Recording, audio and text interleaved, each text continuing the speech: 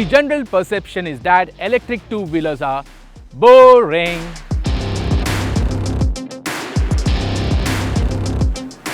But that's not the case because we have experienced peppy performance with scooters from Ola and Ather. But when it comes to electric motorcycles, one brand has bucked the trend, and that is Ultraviolette with its F77. What we are riding today is the updated version of the F77 called the Mach 2. The Mach 2 gets added features, and more importantly, the pricing has come down. So let's find out if the Mach 2 delivers in terms of performance and value.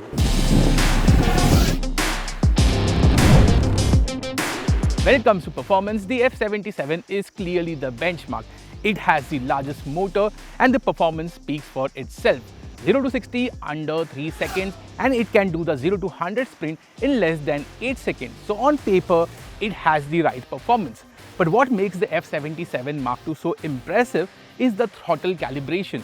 Unlike other electric two-wheelers which have a more of a dead throttle response, the throttle body on this motorcycle is very weighted and it feels more like an ICE motorcycle. So when you're going fast, it properly feels connected to the rider. There are 3 riding modes. My favorite is the combat mode, which is the mid mode, because the speed that you can do is around 80 to 90 kph, which is good enough for your city commutes and also for your highway jaunts. But if you want to really experience that performance, then the ballistic mode really lives up to its name. But the big change on this motorcycle is the regeneration. Now you have 10 levels of regen, and that really helps. Because of the regen is so heavy, it feels like you are using engine braking on this electric motorcycle, and that feeling makes this motorcycle feel more connected towards the rider. With the inclusion of regenerative braking, Ultraviolette engineers have also added stability control because they claim in regeneration, this motorcycle creates more power than most of your electric two-wheelers. So the regeneration is very hard on the rear wheel, and there is a possibility of the rear wheel locking up, and that's why they have added stability control, and it also gets traction control to keep you away from sticky situations.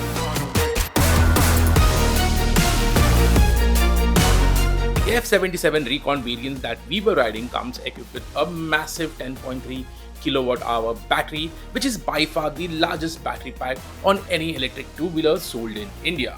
Ultraviolette claims the F77 Recon can run 323 kilometers on a full charge. The above is an IDC figure, and a realistic figure would be close to 200 to 230 kilometers, which means you can easily do a short breakfast ride to Lonavala and back from Mumbai. UV is also working on setting up a network of fast chargers at popular biker spots so that F77 owners can recharge their vehicles while taking a break.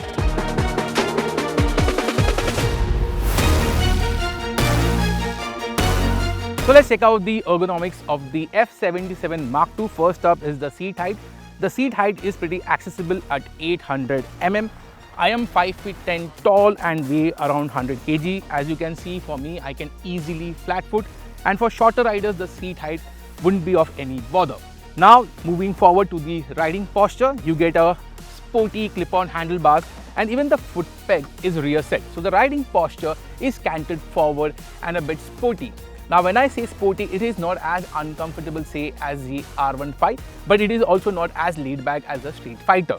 In terms of seat position for the rider, it is good, there is a lot of space. One clever bit is the grips on the fuel tank, because this is a fiber panel. Maybe when you're wearing a riding jeans or a riding pant, it can slide, but because of the grips, you have a nice grip on the fuel tank, and the riding posture is sporty but not very uncomfortable. Now talking about the pillion seat, it is a step seat, so getting on the seat will be a bit of bother. Also in terms of seat space at the back, it is not very comfortable for 2-up riding, but for 1-up riding, it is good enough for short touring, but not very long rides. But one big problem area on the F77 Mach 2 is its weight. This motorcycle is pretty heavy at 207 kg. Yes, you have reverse mode which will help you around when you are parking the motorcycle, but when you want to take U-turns, the weight is really felt, and you have to be very cautious because this motorcycle has a very wide turning radius. The city is up in the madness. The people is giving the damage. They turn into animal savage. Tyrannos and hippos and mammoths. Ever since I rode the first prototype of the F77 back in 2019, I was impressed by its handling dynamics, and that stays true even today. The trolley's frame and the weight distribution is such that you don't feel the 200 kg heft when you're throwing it around corners. The handling dynamic is predictable and engaging. However, better tires can elevate the handling dynamics further. The handling hasn't affected the comfort factor of the F77 as it doesn't offer a firm or stiff ride quality that is associated with performance motorcycles. The bike manages most of the speed breakers and undulations with relative ease. Only on sharp bumps, the rear does toss you off a bit. The F77 now gets offered with mono mode that cuts the rear ABS if the rider wants to channel his inner hooligan. The brakes offer good bite and stopping power with loads of feedback. The tires though scream a bit under hard braking. Big fish in a small pond, Godzilla with a boot on. Basic styling of the F77 hasn't changed ever since the prototype was showcased and it still looks fresh. The styling is a mix of a sport bike and a street fight. And while on paper it doesn't seem to be a good idea, the F77 designers have managed to make it work. The bike still looks sleek, stylish and futuristic. In fact, the F77 still remains among the most unique looking motorcycles on Indian roads. A great detail about the bike is that there are no visible bolts or fasteners on the panels, which makes it look very premium. The charger cover now gets a magnetic lock and the hinge is now stronger, which flows well with the overall top-notch quality and the fit and finish of the bike. Moving on, the F77 gets a TFT instrument console with a plethora of information. All the various information can be toggled easily via a switch cue, and the UI is easy and clean. The new additions on the F77 includes TPMS, stability control, traction control and heavier regen.